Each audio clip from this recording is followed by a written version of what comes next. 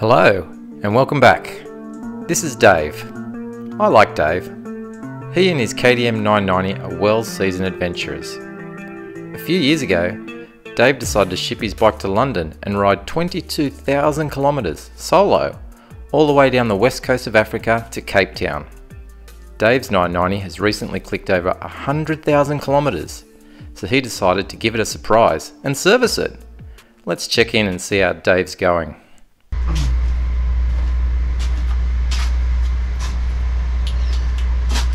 Oh well, hello there. Welcome to the shed. Probably about halfway through prepping the bike for our Simpsons adventure. Halfway through in terms of the to-do list, and I've got about 10% of the time left that I thought I'd have. Feeling a bit better after getting over COVID. Had a few work and life dramas that have got in the way. But hopefully today will be the last big push to get the bike back together. I'm in the middle of putting some new shims in, did the valve clearances, and my intakes were pretty tight, so I wasn't keen to ride them as is, particularly crossing the desert, which will be a little bit hard on the motor. So thought I'd better get some new shims in. A little bit of a pain to get them at short notice.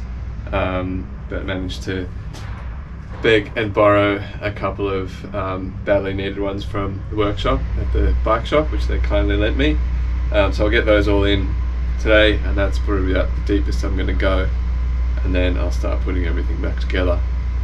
I'll do a bit of an overview of the bike assembled once I've finished, and run through exactly what I did and why I think it's important for this trip, for me anyway. And I'll give you guys an overview of the gear I'm taking as well. Wish me luck. So I've put my new shims in, dropped the cams back in, put the cam cap on and torqued it down to spec, and I've turned the motor over once and brought it back to TDC just to let everything settle in, and hopefully if I've calculated everything out, then on the exhaust this feeler gauge should be just right.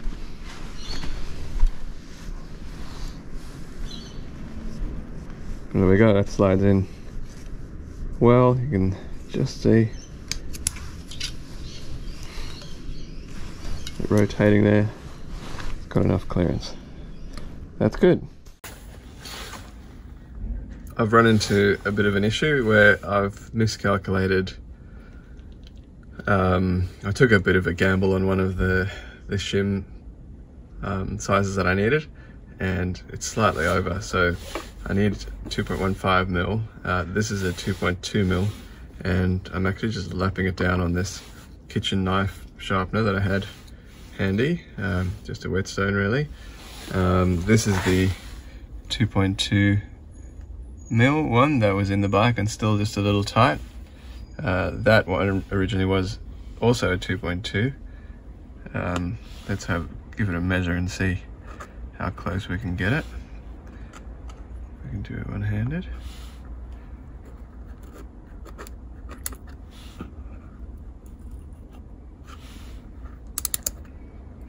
So it's getting there. It's about between 2.2 and 2.15. I'll give it a little bit more and see if we can get it there. Alright, it's taken me about an hour of lapping and measuring and fiddling around, trying to get the shim exactly the right thickness, and now's the moment of truth. Let's see if the feeler gauge will go in. So this is the 0.04 inches, so 0.102 millimeter gauge. It needs to be between 10 and 15, so that's just over 10. If this goes in, I'm happy, we're hitting the Simpson. If not, I'm in big trouble. So this is the culprit here, let's see. It's always a bit tricky anyway, not to worry yet. There we go. She's just made it in. We did it. Like the consummate professional he is, Dave doesn't leave the shed for such things as his day job, personal hygiene, or cooking meals. He does what any bike guy would do. He orders dinner delivered straight to the garage door. Okay, I've got the bike back together enough to give it a bit of a test start. Got some oil in there, some coolant in the radiator, got the throttle bodies back on. I've attached the left tank, which has got the fuel pump in it, and hooked that up just so I can start it. I should have just enough left in the battery. I think it's been standing for a while. Gonna turn it on and see if I can get it to fire.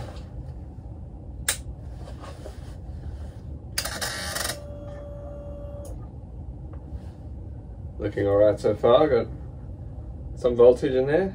Hear the fuel pump? Let's give it a go.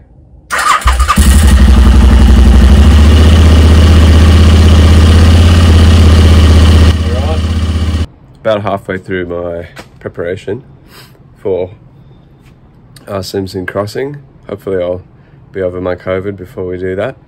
I've done pretty much all the bearings throughout the bike. I've done wheel bearings and cush drive bearings and seals. I pulled out the swing arm, had a look at the swing arm bearings. They were all good, just gave them a grease. I've got a new lower shock bushing that was a bit corroded and worn out, so I've replaced that. Upper one was all good.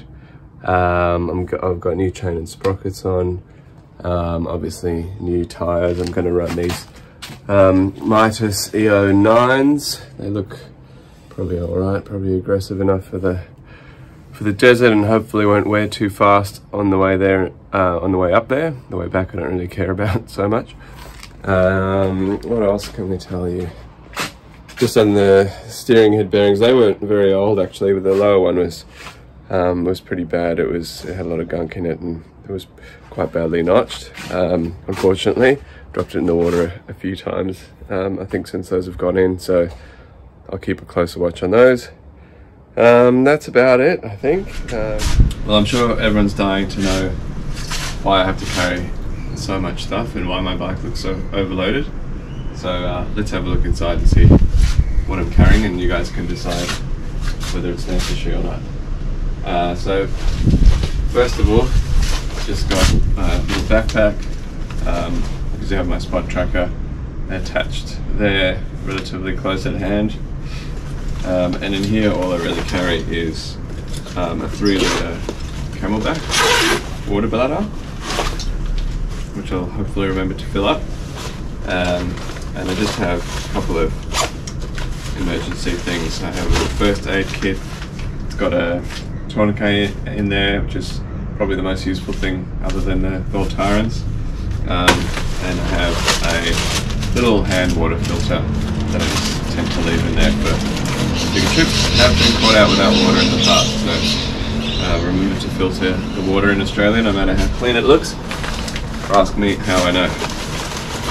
Then I also just have the main compartment there, that I can use if I need to for a bit extra food, groceries and that sort of thing. It has a little waterproof pocket. Sometimes I put my phone in there on the trail bike, but it'll probably just live in the tank bag on this bike. So that's what's carried on me. Next closest thing is the tank bag. So this is just, yeah, like I said before, mostly electronics. I have a battery pack and some cables in here. I need that to jump start the bike if I have any battery issues. Again, something I have run into a few times, and I have actually used that quite a lot. This is just a little case for my GoPro. Sorry, that's my goggle rag or visor rag and some spray. That's just to keep my GoPro in when it's not my helmet. Got a UHF handheld wrapped up there, which is pretty handy in the Simpson if things go wrong, because you can communicate with 4-wheel drives. We just have one between the two of us, and Sean's bringing a satellite phone as well. This is actually a rag that is meant to go in my cooking pot that I forgot to put in. And then I just keep sort of the general electrical odds and ends in this Tupperware case. Keeps the water out of it. Got a head torch, some charging cables, jump cable for the bike, and I do have a little tiny pocket-sized multimeter there as well, just to trace any electrical issues. Whether that's all necessary or not, not sure, but I've used everything in there at least once on a trip before. I also have that's just the ear piece and microphone for the UHF. Probably not necessary, I might leave that behind because I probably don't use it when I ride anyway, I can't hear anything. Some tissues and knife, that's the only knife I carry, so I use that for cooking, stripping wires and whatever else it may be. Let's make a bit of room here so we can go through the rest. Alright, let's get this top bag off. So you can see I'm using ratchet straps here to hold it down. This is a tip I got from John Hudson. First of all, it's really good to cinch everything down nice and tightly, and you can adjust it after riding for a little while. And also, if something does happen to the bike, there's some tie down straps for you to load it up onto a ute or a trailer if you have to. These ones have been all halfway around the world, so they're a bit rusty, but they still work okay. It's just some Bunnings ones, I think, brand ones. So normally just have that holding everything on the top down just with the two straps. I don't actually carry a spare strap, but probably should take a spare strap in a buckle, but just tie it on in an emergency. For all else fails, actually first I'll just pull off the 9 litre water bag which is sitting up front there. That's probably one of the heaviest things I've got in one piece over there. I think it probably weighs more than the panniers themselves without the fuel bags on them. The water is heavy. So that's 9 litres. So with the 3 litres in the Camelback and 2 1 litre containers in each pannier, 14 litres of water. Hopefully that should be enough, but got the water filter to start digging. Okay, on the front here, definitely 2 optional items. I do tend to use them a lot on most trips, but if I do feel I'm just carrying too much stuff by the time I leave, I will leave them behind. Just a tarp, stick it under the tent, stop your mattress getting punctured, or the tent getting damaged or whatever. I always leave your gear on top of it to keep it dry. A 3-legged fishing stool to sit on. Don't have hard panniers, so I can't sit on those. Those have been with me everywhere, so they really don't get left behind very often. This might be the first time for it. So this big bag on the top, this is a waterproof. That one is in a Wolfman. Don't worry about the brand, I don't care about brands. It's a waterproof dry bag, roll top, and it's got nice thick canvas. It's lasted very well. That's not an endorsement, that's just a comment. Let's have a look at what we've got inside here.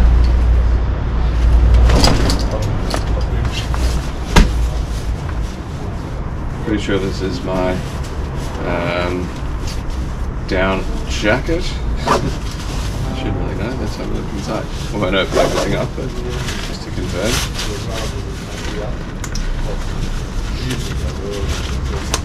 Yeah, that's right. This is a MacPack, the puffer jacket thing that I'll take just in case things get chilly. It's the only jacket I'll take with me, and the nice thing about a down jacket is that it does with these little compression bags fold down pretty small, as you can see. At least it's probably arguably a little easier, but that's what I've got for now.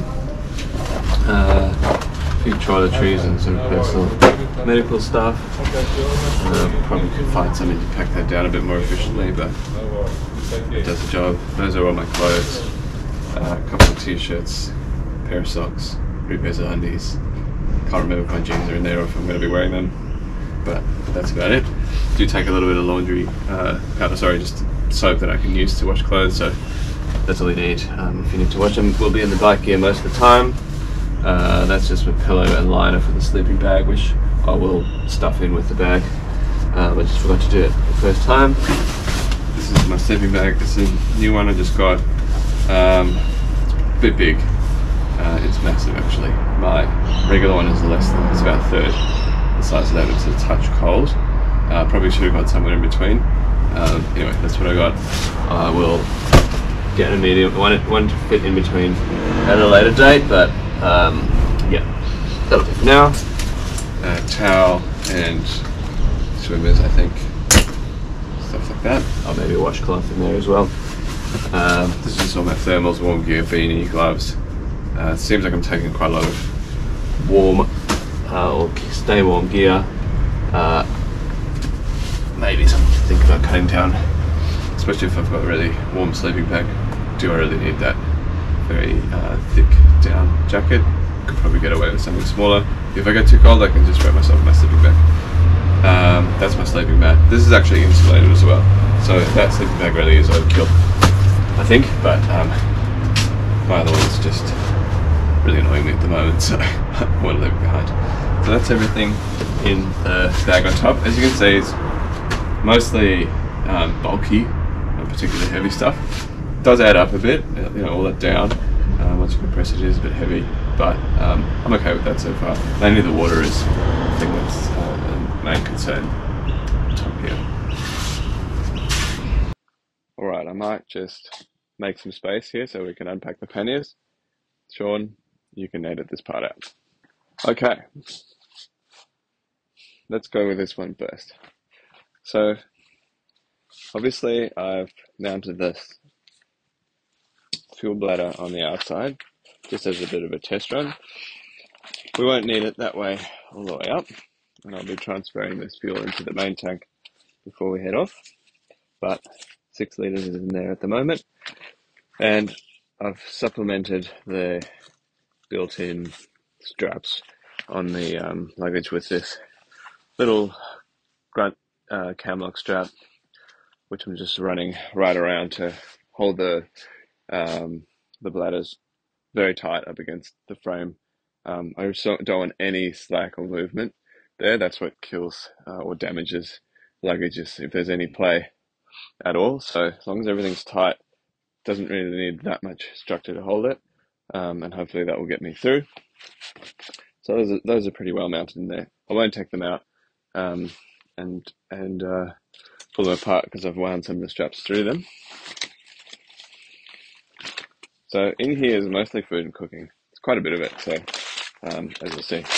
So these are just some dehydrated meals which we'll be using for the main crossing. Those are expensive. I don't love them, and they also do need water to cook, but so we might use a mix of stuff, but it's as good as it gets for now. Here I just have a container with some pasta in it and some tins of tuna. That's probably more for the way up, but I tend to just carry one of those. Whenever I stop, I break the groceries up into these containers just to store them. This is got some muesli bars and tomato paste or whatever to make a bit of pasta. Probably won't be cooking pasta on the actual desert crossing. It uses too much water. This is a little container I've got for what I put in there, just a bit of muesli. So I usually have that in the mornings, pretty dense and high energy. I'll bring some milk powder. Whether I'll use that or not, I'll probably just use a little bit of it. Just have it in this old vitamin container. So that's just my style of carrying food. Keep it in those cylindrical containers. They're easy to stuff in luggage, and they're pretty light, and they just stop everything from going everywhere, really, rather than keeping it in shopping bags or whatever. Got a mug, I've got a stubby cooler, not necessary. It just lets me keep some oil in a little bottle there. So it is, yeah, it's not nothing, the amount of food that you end up carrying. And this is my MSR stove and pot. Pretty much everything I need to cook, clean, and eat all fits in there. Apart from the fuel for the stove, which is in a separate bottle. I'll show you in a second.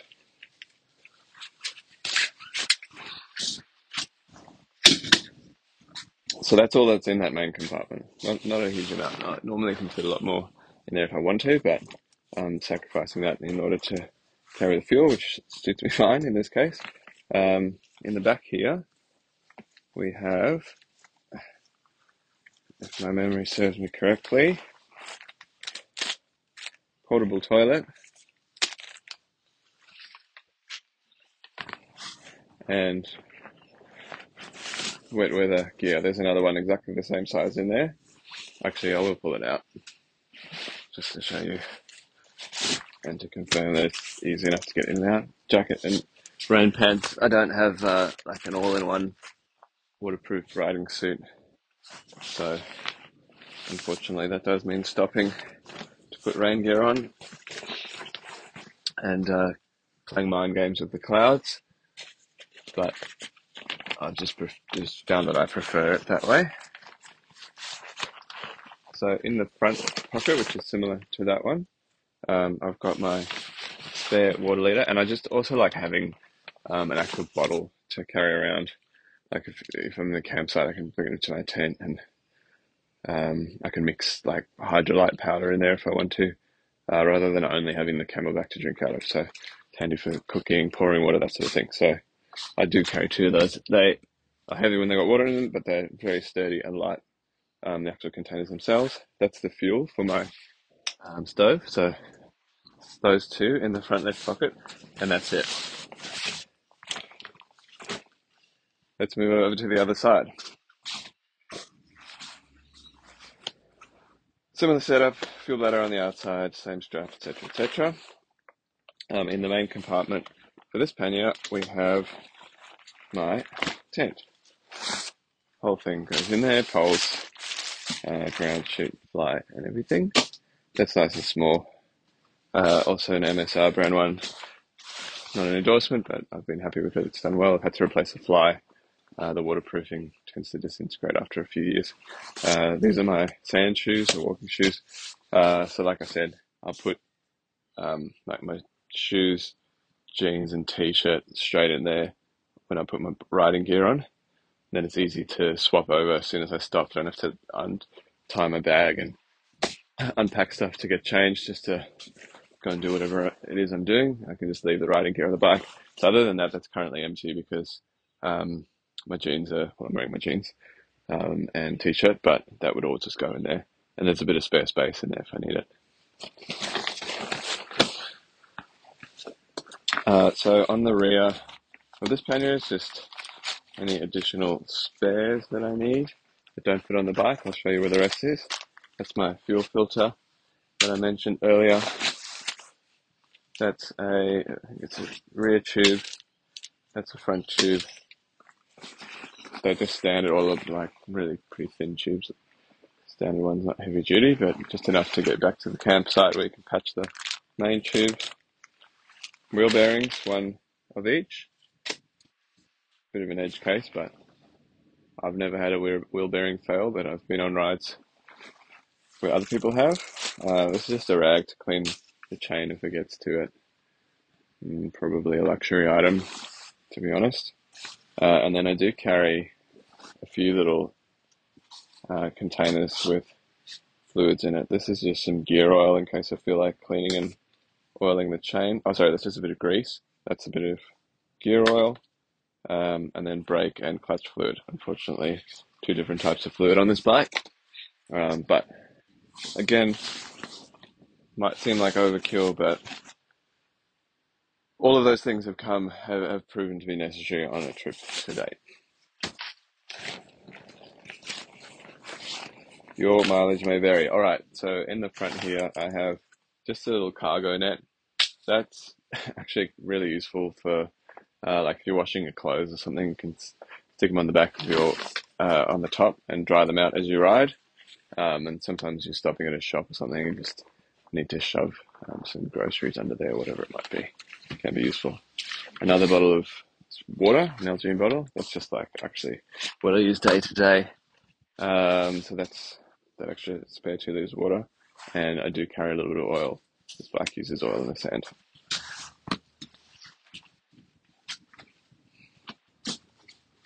So that's it for the 2 panniers. So that should give you a feel for what I'm taking with me and how I've set everything up. You can tell that my riding tends to be more around the world style trips or longer term trips. I've done, well, the biggest trip I've done on this bike is from London to Cape Town down the west coast of Africa, so it's done a lot of mileage. We've got over 100,000 Ks on it. That tends to be where my skills and experience are, and you can probably see that by what I'm taking. Whether that's appropriate or not for this type of trip remains to be seen. Maybe this is more of a, grab a fuel bladder and a couple of muesli bars and keep the throttle pinned across the dunes type trip, but we'll see how we go. I might be sending a few things back by Australia Post by the time we get to Mount Dare. More or less ready to go. Bit of food to get still, and a couple of life admin things to sort out before I head off. But other than that, feeling pretty good that I've done everything I can to prepare myself, apart from maybe having the skills to get up those dunes. We'll see how we go. Thanks for watching, and we'll see you next time.